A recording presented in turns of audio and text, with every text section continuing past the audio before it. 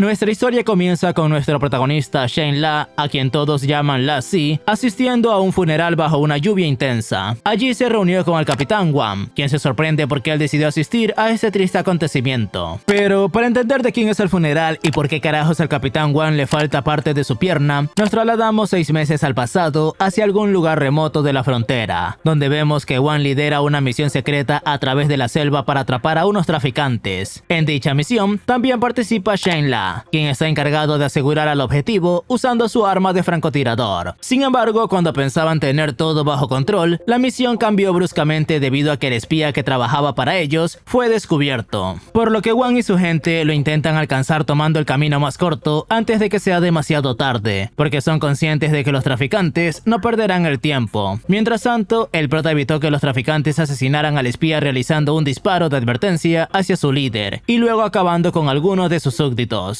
Ante esta situación, el líder decide utilizar al espía como rehén y así evitar que La Si siga disparando.